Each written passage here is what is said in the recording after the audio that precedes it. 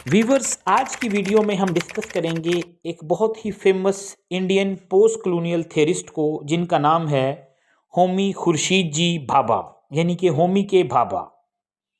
Viewers, Homi K Bhabha को post colonial literature में वही वैल्यू हासिल है जो प्रोज राइटिंग में बर्ट्रैंड रसल को है।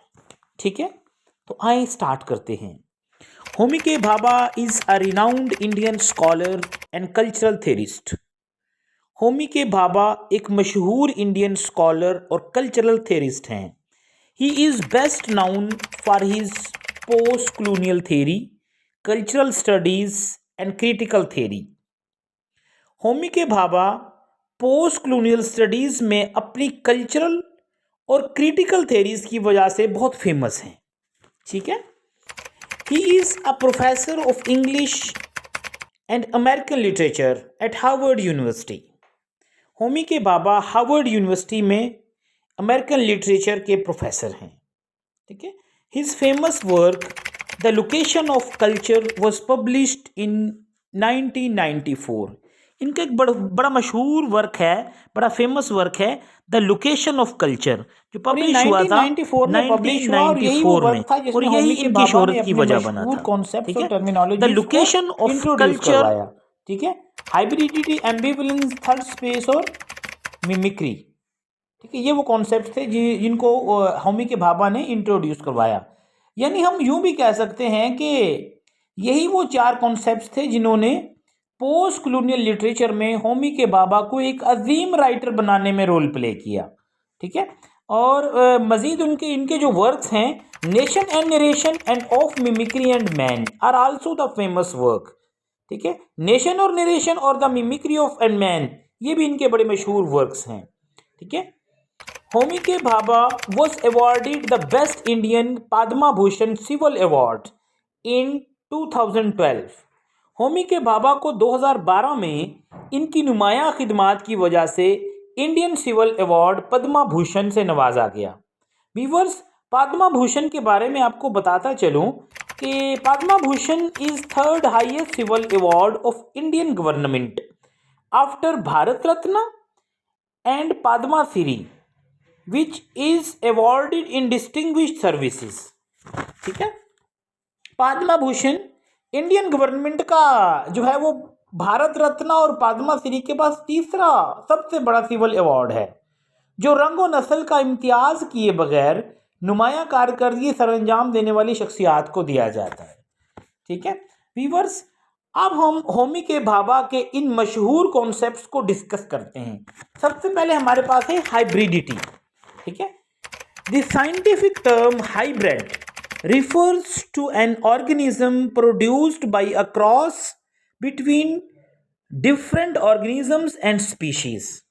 ठीक है, अगर हम इसकी ट्रांसलेशन देखें, इसको इलेबोरेट करें तो ये कुछ इस तरह से है कि होमी के भाभा का ये कॉन्सेप्ट बेसिकली साइंस की एक टर्म हाइब्रिड, जिसका मतलब है कि जब दो ऑर्गेनिजम्स या स्पीशीज, यानी कि लिविंग बींग्स, ऑर्गेनिजम्स का मतलब होता है लिविंग बींग्स, जब इनका अमेल्गमेशन यानी मिलाप या मेजरशिप इनकी होती है या इनका क्रॉस होता है, तो एक तीसरी स्पीशी या क्रिएचर वजूद में आती है, जिसे हम हाइब्रिड करते हैं। ठीक है, जब दो क्रिएचर्स का या दो स्पीशीज का जब आपस में अमेल्गमेशन होता है, एक तीसरी जो चीज है वो वजूद में आती है, जिसे हम हाइब्रिड कहते हैं। ठीक है, अब इसको माइंड में रखिएगा, आगे चल के हम इसको मजीद डिस्कस करेंगे।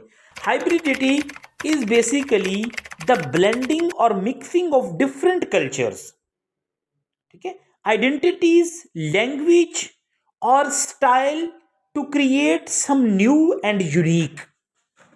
ठीक है, बुनियादी तौर पर हाइब्रिडिटी से मुराद कल्चर, आइडेंटिटीज, लैंग्वेज और स्टाइल के मिक्सचर का नाम है, जिससे कोई नई और यूनिक चीज क्रिएट हो। ठीक है, अब अगर इसकी डेफिनेशन की बात करें, प्रॉपर डेफिनेशन की बात करें, तो वो इस तरह से होगी: a process of combining different cultural, social और linguistic elements to create a new form of expression is called hybridity. यानी हाइब्रिडिटी से मुराद एक ऐसा प्रोसेस है जिसमें अगर कल्चर की बात करें तो इससे मुराद ये है कि जब ब्रिटिशर्स या कॉलोनाइजर्स, हम ब्रिटिशर्स के लिए कॉलोनाइजर का लफ्ज़ यूज़ करते हैं, ठीक है, इस बात को माइंड में रखिएगा। जब सब कॉन्टिनेंट में आए और उन्होंने यहाँ पर आकर अपना कल्चर और लैंग्वेज इम्पोज करने की कोशिश की, अब चूंकि हमारा भी यहाँ पर एक अपना कल्चर था, ठीक है, तो उन्होंने जब अपना कल्चर जो है वो हम पर इम्पोज करने की कोशिश की तो हमारा कल्चर और उनका कल्चर जो है वो मिक्स हो गया। और फिर हुआ ये कि कॉलोनाइजर्स के जाने के बाद उनका जो कल्चर और लैंग्वेज और हमारा जो कल्चर और लैंग्वेज थी वो मिक्स हो गया, ठीक है।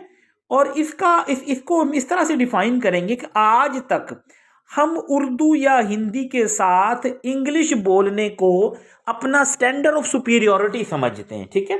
पाकिस्तान में लोग जो इनकी जो मादरी ज़ुबान है वो उर्दू है और उसके साथ जो है वो इंग्लिश बोलना जो है वो अपना स्टैंडर्ड ऑफ सुपीरियोरिटी समझते हैं। इसी तरह हिंदुस्तान में लोगों की जो है वो उनकी मादरी ज़ुबान हिंदी है और साथ में वो इंग्लिश बोलने को अपना स्टैंडर्ड ऑफ सुपीरियोरिटी समझते हैं, ठीक है। इस पॉइंट को सोशल और लिंग्वल कॉलोनाइजेशन भी कहा जाता है, ठीक है। और इस सारे प्रोसेस को हम हाइब्रिडिटी कहते हैं, ठीक है। अगर मजीद इसकी एग्जांपल्स की बात करें तो हमारे ये कॉन्टिनेंटल लोग यानी मोस्टली पाकिस्तानी और Indians, they consider the English language as the standard of superiority and knowledge. ये बड़ी इंपॉर्टेंट बात है। हमारे यहाँ पर हमारी मादरी ज़ुबानें उर्दू और हिंदी हैं, जबकि हमारे लोग इंग्लिश लैंग्वेज बोलने वाले को पढ़ा लिखा और सुपीरियर कंसीडर करते हैं, ठीक है।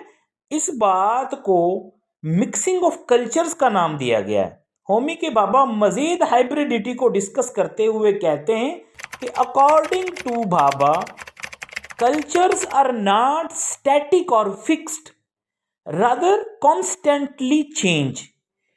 कि भाभा के मुताबिक कल्चर जो है वो स्टैटिक नहीं होते, कल्चर्स फिक्स्ड नहीं होते, बल्कि वो चेंज होते रहते हैं, ठीक है। कोई भी जो कल्चर है ना वो स्टैटिक नहीं होता। और भाभा इस नोशन को भी रद्द करते हैं कि कल्चर्स फिक्स और प्योर होते हैं, बल्कि हाइब्रिडिटी को डिस्कस करते हुए वो बताते हैं कि with the passage of time culture जो हैं वो चेंज होते रहते हैं और डिफरेंट कल्चर्स एक दूसरे से इन्फ्लुएंस हो रहे होते हैं, ठीक है। मतलब with the passage of time ये सब चल रहा होता है। अब ज़रूरी नहीं है कि किसी का जो कल्चर है, अगर कॉलोनाइजर्स यहाँ पर आए तो उन्होंने कॉलोनाइजेशन के थ्रू हमें कोई कल्चर दिया और हम उस कल्चर से बड़ा जो है वो इन्फ्लुएंस हुए और हमारे ऊपर वो कल्चर छा गया, ऐसा बिल्कुल भी नहीं होता। ये with the passage of time चलता रहता है, ठीक है। इस पॉइंट से भाभा हमें ये भी समझाना चाहते हैं कि कॉलोनाइजर्स का ये व्यू पॉइंट कि उन्होंने कॉलोनाइज्ड लोगों को नया कल्चर दिया या इन्हें सिविलाइज्ड बनाया, ये गलत है, ठीक है। वो उनका जो स्लोगन था, ठीक है, ये सिर्फ स्टीरियोटिपिकलिटी है। असल बात यही है कि हाइब्रिड सिस्टम में डिफरेंट कल्चर्स आपस में मिलकर चेंज होते रहते हैं, ठीक है। तो ये था भाभा का हाइब्रिडिटी का कॉन्सेप्ट, ठीक है। अब नेक्स्ट हमारे पास है एम्बिवलेंस। आइए एम्बिवलेंस को डिस्कस करते हैं। Ambivalence refers to the coexistence of contradictory emotions, attitudes और beliefs within an individual और कल्चर, ठीक है। किसी भी शख्स के अंदर दो मुतजाद ख्यालात या आइडियाज़ और एटीट्यूड्स के होने का नाम एम्बिवलेंस है। एक ही वक्त में किसी इंसान के अंदर मुख्तलिफ फीलिंग्स और सेंटिमेंट्स के होने का नाम एम्बिवलेंस है, ठीक है। इंग्लिश लिटरेचर में सिल्विया प्लैथ आपने पढ़ी होगी वीवर्स, आपने एक जो है ना वो इंग्लिश लिटरेचर में एक राइटर पढ़ी सिल्विया प्लैथ, ठीक है। उनका एम्बिवलेंट बिहेवियर बड़ा फेमस है, ठीक है।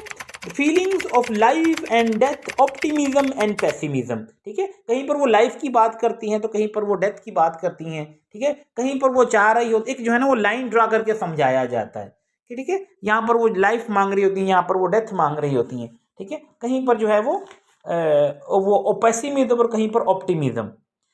अब भाभा इसके बारे में क्या कहते हैं एम्बिवलेंट के बारे में। According to Bhabha the contradictory feelings of love and hate between colonizers and colonized is called ambivalence, ठीक है। भाभा के मुताबिक कॉलोनाइज्ड लोगों की कॉलोनाइजर्स के बारे में राय के वो एक तरफ तो कॉलोनाइजर्स को पसंद भी करते हैं और इन्हें कॉपी करते हैं, मतलब उनकी ड्रेसिंग करते हैं, उनकी लैंग्वेज बोलते हैं, और दूसरी तरफ उनसे नफरत भी करते हैं कि उन्होंने इन्हें गुलाम बना कर रखा। ठीक है, ये एम्बिवेलेंट बिहेवियर है। इस बात को हम यूं भी कह सकते हैं कि feelings of love and hate are called ambivalence. ठीक है, कि कॉलोनाइज्ड लोगों की कॉलोनाइजर्स के बारे में जो कभी मोहब्बत का इजहार करना और कभी उनके लिए गुस्सा करना, ये जो है टर्म, इसे हम एम्बिवेलेंस कहते हैं। ठीक है, तो ये था एम्बिवेलेंस। नेक्स्ट हमारे पास है third space. Homi K Bhabha's concept of third space is a critical idea in post colonial theory. Homi K Bhabha का थर्ड स्पेस का कॉन्सेप्ट पोस्ट कॉलोनियल थ्योरी में बड़ा इंपॉर्टेंट कॉन्सेप्ट है। ठीक है, the third space is a liminal space between cultures where new cultural identities formed. Liminal space से मुराद वो अनसर्टन ट्रांजिशन है जहां आप या तो रह चुके होते हैं या आप जाना चाहते हैं। ज़रूरी नहीं है कि ये फिजिकल हो। ठीक है, ये जज्बाती तौर पर भी हो सकता है, इमोशनल, या ये फिजिकल, या ये तस्वुराती तौर पर भी हो सकता है, यानी मेटाफोरिकली भी हो सकता है। ठीक है, it means where the different cultures come together, blend and create new meanings.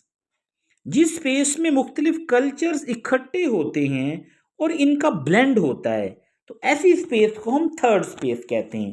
ठीक है, physical border lands between different countries can be seen as third space. ठीक है, थर्ड स्पेस से मुराद ये भी है कि मुख्तलिफ कंट्रीज के जो बॉर्डर लैंड्स हैं उनको भी हम थर्ड स्पेस के तौर पर ले सकते हैं। मतलब इससे मुराद ये है कि किसी एक कंट्री के लोग जब दूसरे कंट्री में जाते हैं तो वहाँ के कल्चर के साथ मिक्स होकर थर्ड स्पेस बनाते हैं। ठीक है, या कोई राइटर जब किसी दूसरे कंट्री के बारे में लिखता है तो ठीक है, इसको भी एज ए थर्ड स्पेस के तौर पर लिया जा सकता है। ठीक है, नेक्स्ट हमारे पास है mimicry, the process of imitation और copying where the colonised subject imitates the coloniser's culture, language and behaviour. ठीक है, इमिटेशन जो है ये कॉपी करने का एक ऐसा प्रोसेस है जिसमें कॉलोनाइज्ड जो हैं वो कॉलोनाइजर के कल्चर और बिहेवियर और लैंग्वेज को कॉपी करते हैं। इस प्रोसेस को हम इमिटेशन कहते हैं। ठीक है, यानी हम कह सकते हैं कि कॉलोनाइज्ड लोगों का कॉलोनाइजर्स को कॉपी करने का जो अमल है वो मिमिक्री कहलाता है। असल में हुआ ये था कि जब कॉलोनाइजर्स सब कॉन्टिनेंट में आए तो यहाँ के लोगों ने अपने सर्वाइवल के लिए इनको कॉपी करना शुरू कर दिया, मतलब इनकी ड्रेसिंग और इनकी लैंग्वेज वगैरह को। ठीक है, according to Bhabha, mimicry challenges the colonial authorities by unsettling its power and revealing its contradictions. Bhabha एक तरफ तो कॉपी करने की बात करते हैं तो दूसरी तरफ हमें ये भी बताते हैं कि मिमिक्री कॉलोनियल पावर्स को चैलेंज करती है।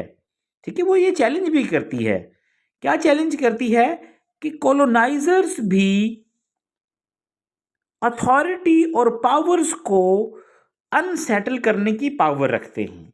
ठीक है, तो वीवर्स, ये था आज का लेक्चर। उम्मीद है आपको वीडियो पसंद आई होगी।